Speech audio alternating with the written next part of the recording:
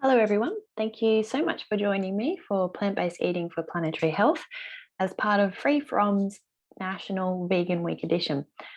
I appreciate the opportunity to present on this topic because what we eat is at the core of human and planetary health.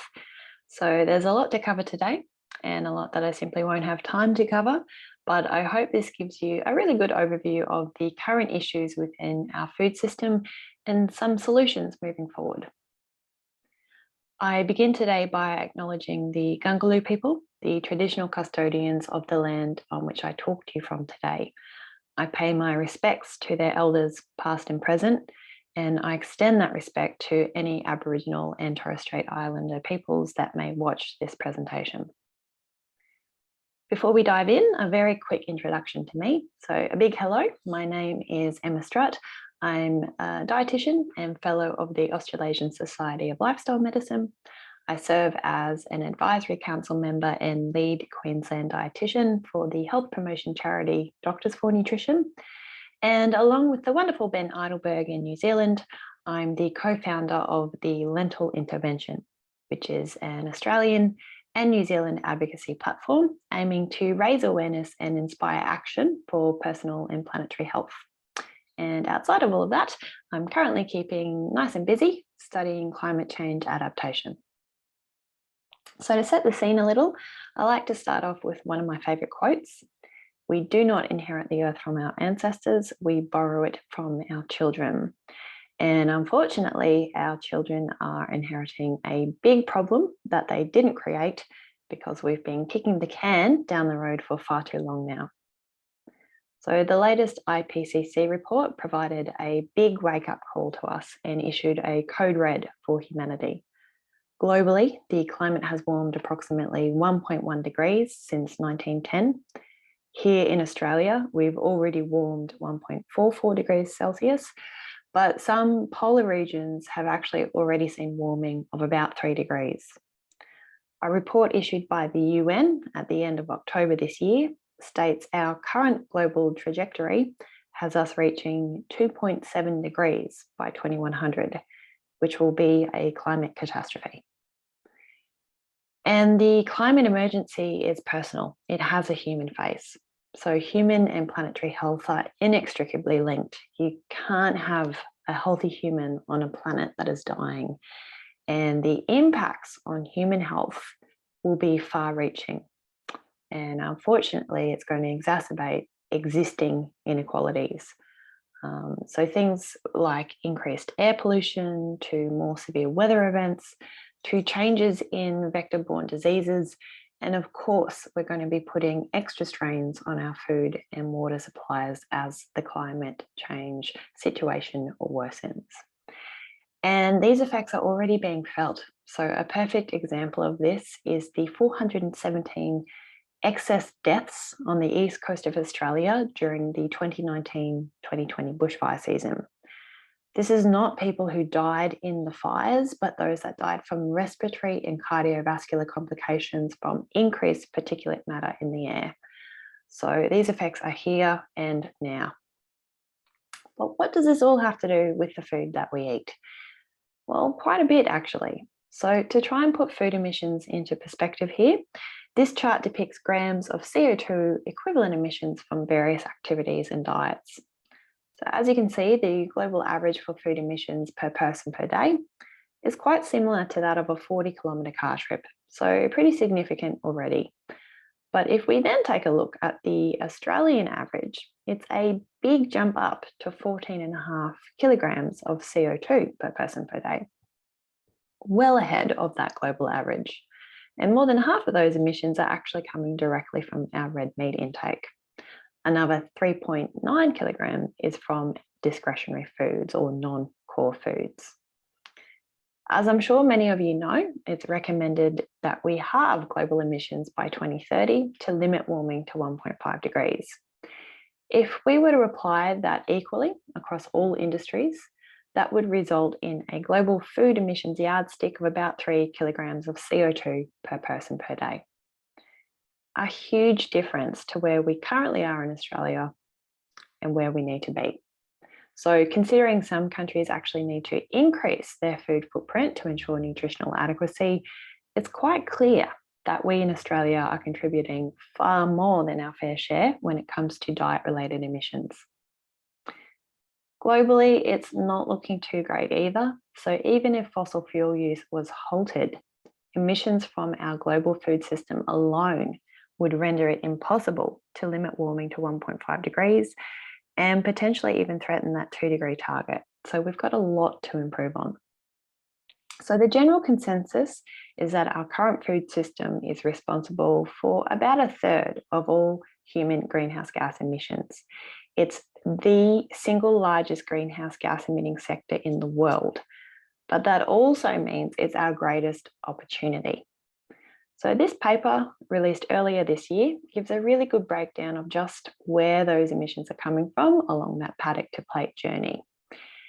And the vast majority of emissions are from agricultural production and land use changes. Interestingly, transportation contributes only 4.8%. So purely in terms of greenhouse gas emissions, buying local is not actually as important as the type of food you're buying. And the type of food that is most detrimental is meat. And not all greenhouse gases are created equally either.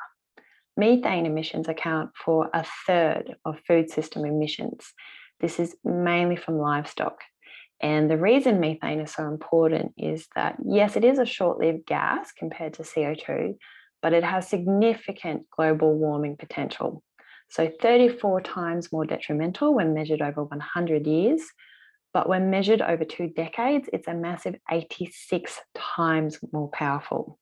So cutting methane is the strongest lever we have to slow climate change over the next couple of decades, which are the crucial decades. And just to note, more than a third of our current warming has been from methane. Methane has nearly tripled in the atmosphere in the past 250 years. So the fact that the Australian government is not currently willing to sign the Global Methane Pledge to cut methane emissions is very concerning. So right now, our current food system is failing us, and transforming it might be our best bet for meeting the Paris Climate Agreement. In terms of human health and the planet's health, if we continue on with a business as usual mentality, we're likely to overstep 5 of the 9 planetary boundaries and only achieve 10 of the 17 SDGs. And of course, we can't talk about sustainability without talking finances. So in regards to the economy, if we were to actually factor in the hidden costs of the food system, so that's the costs associated with cleaning up the environmental damage it causes along the way, we would actually be $2 trillion in the red per annum. And that, of course, is set to rise as climate change worsens.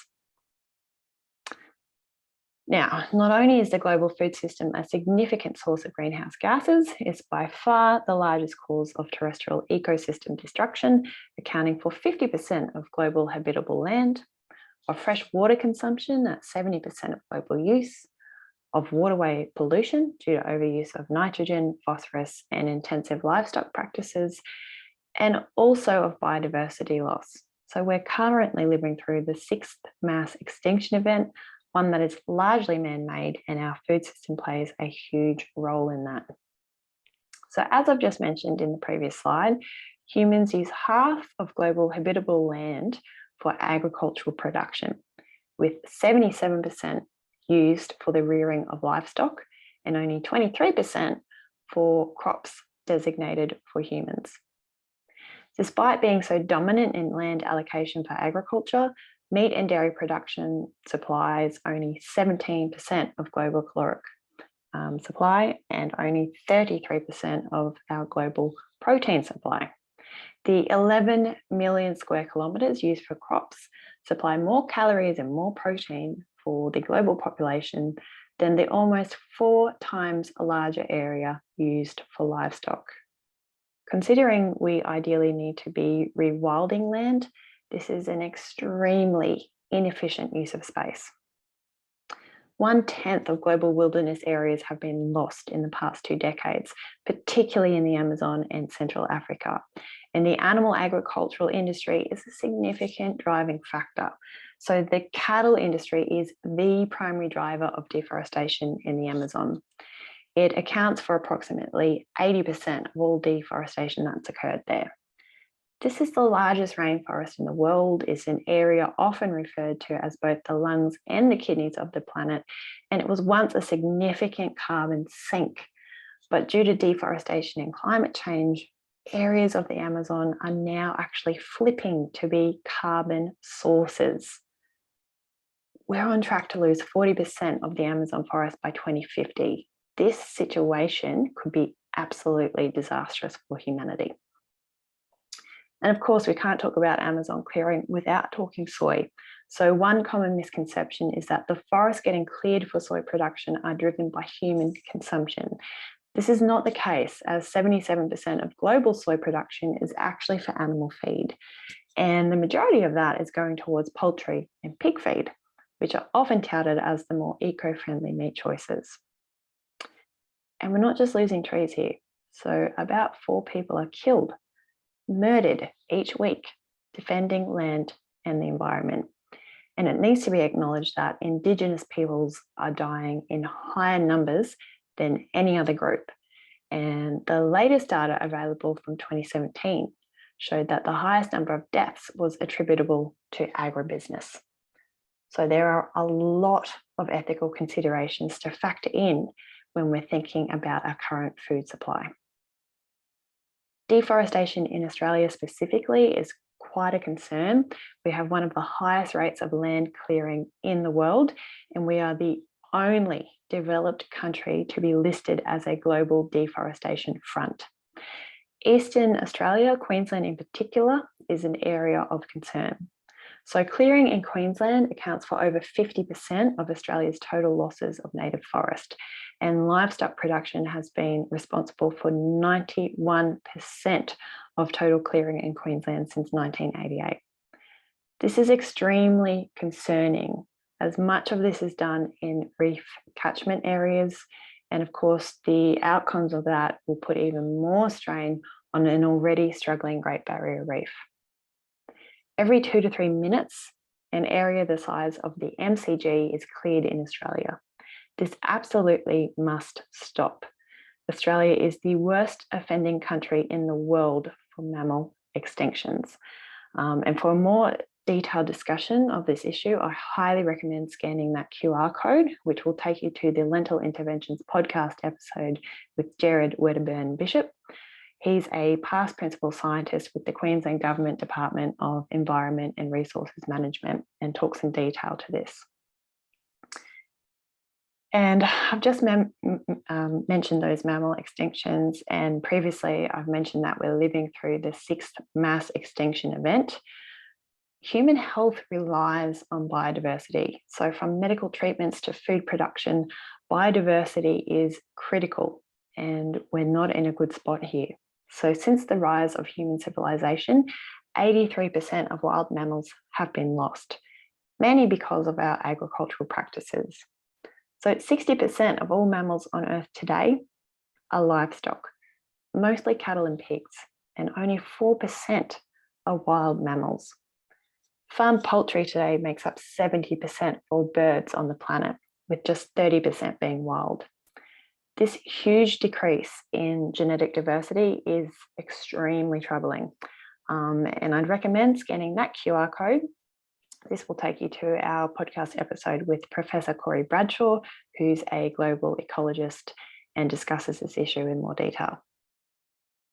It's not just what's happening on land either, there are concerns below as well. So the industrial fishing industry is quite problematic. We don't have time to go into this in detail, unfortunately, but I did just want to touch on aquaculture because that now supplies us with more seafood than wild catch. Generally, the efficiency of aquaculture is slowly improving, so that's a positive. But this type of production comes with a host of serious environmental concerns. Some farm species still consume more fish than is actually produced, salmon being one example here. And farm fish are also regularly kept in filthy, overcrowded conditions that fosters disease. And because of this, the industry relies heavily on antibiotics. So Chile, for example, which is the second largest producer of farmed salmon in the world, used over 382 tons of antibiotics on their fish in 2016. And as a side note, if you care about plastics in the ocean, you should care about the fishing industry. So it's predicted that at least 79,000 tonnes of plastics are floating within the Great Pacific Garbage Patch, 46% of which comprise of fishing nets. As I've mentioned previously, agriculture consumes about 70% of fresh water worldwide. We actually have enough water for everyone, but currently more than 1 billion people are without adequate drinking water. The production of animal products is incredibly water intensive compared to plant-based alternatives. For example, 1 kilogram of soybeans would need an approximate input of 2,000 litres of water, whereas 1 kilogram of beef would require 43,000 litres of water to produce. We are not using water wisely. The quality of our water is a growing concern too. So nitrate levels in our water resources have increased in many areas of the world, largely due to applications of inorganic fertilizer and animal manure, and from the amounts of livestock effluent. This can have a number of health implications for humans and our ecosystems. It can cause acidity of the natural environment. It can result in algal blooms in lakes and rivers and cause formation of small particulates in the air. There can even be an increased colorectal cancer risk. Our farming practices have radically changed natural biochemical flows. So this is one of the planetary boundaries we are greatly overstepping already. And those increasing nitrate levels and phosphorus levels aren't exactly innocent. So high levels of these chemicals in water can cause dead zones, where water is robbed of its oxygen and fish and other marine life suffocate. So the best known is likely the Gulf of Mexico's dead zone, which is now unfortunately a yearly event. It covers a huge area. So in 2019, it measured 18,005 square kilometres. Unfortunately, though, this is no longer considered the world's biggest. So the Gulf of Oman dead zone, which is a more recent discovery, encompasses nearly the entirety of the Gulf at a massive 165,000 square kilometres. Antimicrobial resistance is one of the greatest threats we face as a global community. It's currently attributable for about 700,000 deaths per year, which is unfortunately expected to rise greatly. And animal agriculture is a big piece of that puzzle. Of all antibiotics sold in the United States, approximately 80% are used in animal agriculture, often on healthy animals as a prophylactic. And with meat and egg production set to increase to 554 million tonnes by 2050, it's likely that the use of antibiotics in the industry will greatly increase too. This is a huge concern. And then, of course, zoonotic diseases. So zoonoses are diseases transmitted from animals to humans. We are all very familiar with COVID-19, but zoonoses actually account for 75% of all emerging infectious diseases.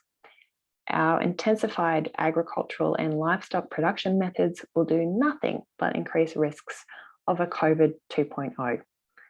The UN FAO have highlighted livestock health as the weakest link in our global health chain. So to start wrapping this particular section up, it's very clear we are living well outside our means when it comes to our food choices. If diets of G20 countries were adopted globally, up to 7.4 planets would be needed, and we would exceed planetary boundaries for food-related emissions by 263%. We do not have the space or the natural resources to continue eating this way. And we've got some huge challenges ahead too. So with our growing population, we will need 56% more food by 2050. And we need to do that without using any more land for agriculture, ideally using less so we can start rewilding. We also need to achieve this increase in food while lowering emissions and addressing obesity and undernutrition, as we currently have over 800 million malnourished or undernourished people in the world, and about 2 billion people are overweight or obese. So it's quite evident that we need a big shake-up. So what can we do? Fundamentally, we need a mind shift. We need to stop seeing ourselves as separate to the environment, but as part of it. So when it hurts, we hurt. When it comes to food, plain and simple, animal-based products are more resource intensive. There is a marked difference between the greenhouse gas emissions of animal products when compared to plant-based options, as that green line makes abundantly clear. So if this is completely new to you and you feel that you might only have capacity to concentrate on just one thing to begin with, please concentrate on beef. So beef has a huge environmental footprint when it comes to emissions, when it comes to land use and water use. And the more we can reduce red meat products, the better it's going to be for our planet. But we're at the pointy end of things now where small changes are no longer going to be enough. So I'm just going to address a couple of common things I often hear. So questions like, can't we just adhere to our dietary guidelines? So adhering to the Australian dietary guidelines would indeed decrease our current emissions, but it would still not allow us to live within planetary boundaries. So we need more aggressive actions. But can't I just eat local? So most food-related emissions are tied up with production, not transportation. So even the highest impact plant products like tofu or rice still emit less than the lowest impact animal protein. So you could consume canned beans that have been shipped halfway around the world, and it would inflict much less environmental harm than meat sourced from a local farm, even if that farm was next door. The answer is a plant-based diet. So I'm hoping most people are familiar with the EAT-Lancet Commission. The Planetary Health Diet was the first attempt to provide scientific targets for healthy and sustainable diets that can be universally applied. So a planetary health plate should consist by volume of 50% veggies and fruit, with the other half of the plate consisting primarily of whole grains, plant protein sources like beans and lentils, unsaturated plant fats, and modest amounts of animal proteins if you choose to eat them. And when I say modest, I really mean it. So if you were to eat these foods daily rather than, say, bank it up and have a weekly meal, beef, lamb, and pork intake is to be limited to 14 grams, chicken and other poultry to 29 grams, fish to 28 grams, and eggs to 13 grams. So really minimal amounts of animal products. So there's a spectrum of plant-based eating patterns. Plant-based eating does not necessarily exclude all animal products, as that planetary health plate has just outlined, but rather it puts plant-based foods at the core of your plate. Eating a vegan diet, however, could be the single biggest way to reduce your impact on planet Earth, not just in terms of greenhouse gas emissions, but global acidification, eutrophication, land use, and water use. You could reduce your individual footprint by up to 73% by eating this way. And I know some people have concerns regarding the nutritional adequacy of plant-based diets, but they really needn't. So apologies for this very text-heavy, boring-looking slide here, but this is an excerpt from the American Academy of Nutrition and Dietetics position paper on vegetarian and vegan diets. This is the largest dietetic body in the world, and it's their position that, if appropriately planned, can I just say what diets shouldn't be? Vegetarian and vegan diets are healthful, they're nutritionally adequate, they can provide health benefits, reducing the risk of certain diseases. It's more environmentally sustainable, and this way of eating is appropriate for all stages of life. So modelling has suggested that it is biophysically possible to feed 10 billion people a healthy diet within planetary boundaries. So given the theme of this talk, I've largely concentrated on the plant-based perspective. And yes, transitioning to a plant-based diet is the most important single tool in our toolkit, but that alone is not enough. So success hinges on multiple actions. We also need to ensure the healthfulness of those plant-based calories. So our intake of discretionary foods currently accounts for about a third of food-related greenhouse gas emissions. Given that discretionary foods don't really provide any beneficial nutrition, these types of foods really do need to be decreased. Efficiency of the agricultural sector needs improving. We need higher yields from our crops, so we need to transition to more regenerative farming practices. And finally, we need to reduce food waste by half. So food waste is a huge problem. If food loss and waste were a country, it would be the third largest greenhouse gas emitter in the world, behind China and the US. And in Australia, we waste 7.6 million tonnes of food each year, which generates 17.5 million tonnes of CO2. So only the combination of these key things will get us to where we need to be. And for this to occur, we need policy changes and widespread education campaigns, and we need grassroots action from individuals like yourselves. So I want to acknowledge that the climate emergency is big and it's scary, and the reality of climate change can be really overwhelming and leave individuals feeling powerless. But our food system is ripe for change. And that change can start with what individuals choose to put on their plate. So choose the beans, not the beef. Choose the chickpeas, not the chicken. It's the biggest personal change you can make for the planet and potentially for your health as well. And the food's delicious. So let's start saving the planet one plate at a time. And if you'd like to find out more, because honestly, this was just a very brief overview of the data, I'd really encourage you to head to the Lentil Intervention website to find out more. So we have a detailed library of resources, reports, and references that focus on both planetary and personal health, so you can continue your learning. So a big thank you for tuning in. If you have any questions, you can find me at emma@thelentilintervention.org. And I hope you go forth and enjoy some delicious plant-based meals. Thank you for your time.